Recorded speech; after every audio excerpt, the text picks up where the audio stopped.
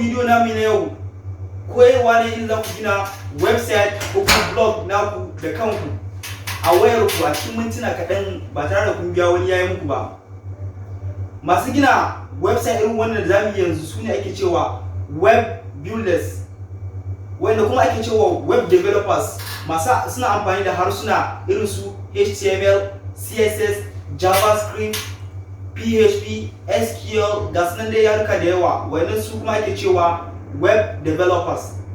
Akwai bambanci tsakanin web builders da web developers. A bidiyo namu na gaba za mu yi bayani akan bambancin wayannan guda biyu da kuma bambancin website da blog. Don website da blog ma mutane suna confused, suna cewa me bambancin wannan guda biyu ne. So a bidiyo namu na gaba za mu tattauna akan wayannan bambantukan.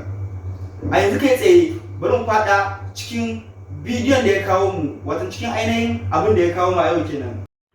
To gashi na fara kuma wayan ku ko web browser na waya na ku, ni ma gashi na Chrome web browser na waya na kenan. A cikin search engine na sama sai mu danna wix.com, wato inda zai kai mu can website din da zamu gina website namu kenan. Ba tare da bata lokaci ba zai bude. Yana budewa gashi wannan button inda aka danna get started mun gani, yana kallon mu muna kallon shi. Sai mu danna sai kan mu shafin da zamu fara gina website namu na kanmu.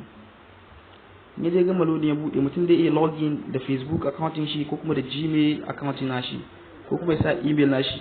Amma ni gashi yanzu zan yi login da Google account ina kenan.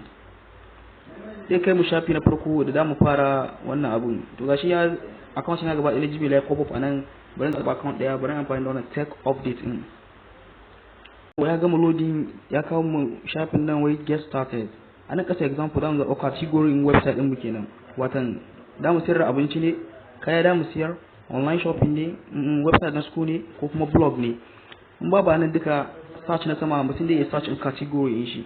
Bari na yi search in category in information technology. Gashi na ya pop a nan wajen. Sannan na iya skip wannan facing, amma zaben category a website yana da kyau. Category shine dai samu wajen search engine optimization a website naka ya zama yana daga sama-sama, yana da matukar amfani sosai. Bari zaba information technology consultancy ko kuma consulting firm. Sai mu danna wannan aro inda yake gaba, sai kai mu nan gaba. Gashi nan bari zaba create blog anan wajen, sai na yi ga aro a saman lema danna, sai kai mu shafi na gaba. Me sunan business ɗinku? Bari sa Hausa Tech. Za ku sa kowane sunan business na ku wanda za ku yi amfani da shi.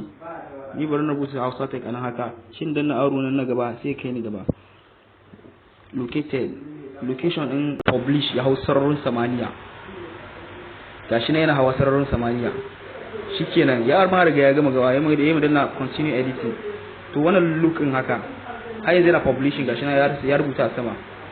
Anan duka haka da mu edit website din mu ne, mu cancanta wasu abubuwa, mu sa content, mu yi kaza, mu sa social media link mu irin link in Facebook, WhatsApp link, YouTube, Instagram, kuma wani irin link ne a ƙasa da mu iya sawa mun zo mun danna wannan editing.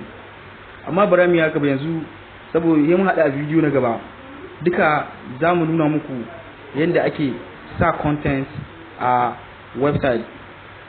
Yanzu wannan link din da za ku yi download din application da mutum da edit din website din shi wajen sa content yana kasan wannan video. In ka danna wannan arrow din nan zai bude, da ku ga link a kasa. In ka danna link din zai kai ku wajen da ku yi download din wannan application da za ku yi amfani wajen gudanar da website naku wannan wanda kuka gina. Yanzu gashi na rubuta publishing, yana publish, yana gama publish ya riga ya hausa ranar samaniya kenan. Sai mun haɗu a video na gaba yanda da mu koya muku ne da ku dinga sa content a website naku, na ku dinga gudanar da shi, da ku ga likes nawa ne, view nawa ne, sannan share nawa mutane suka yi. Watan na ku ga duka wayannan abin da mutane suke harƙalla da website naka, zaka dinga control shi, ya dinga survey din shi da wannan application din. Amma sai a video na gaba da mu haɗu mu yi lecture akan wannan. Sai mun haɗu a gaba. Kar ku manta ku danna subscribe, sannan ku danna kararrawa. Idan kuna da wata tambaya za ku yi aje mana cikin comment box da ke ƙasa. Sannan linkin wannan application da ku download, aro din da yake ƙasa ku danna zai bude, da ku ga link din da ku danna sai kai ku ne da ku download din wannan application din nan. Shi ku fara sarrafa website naku ko blog naku yadda kuke so.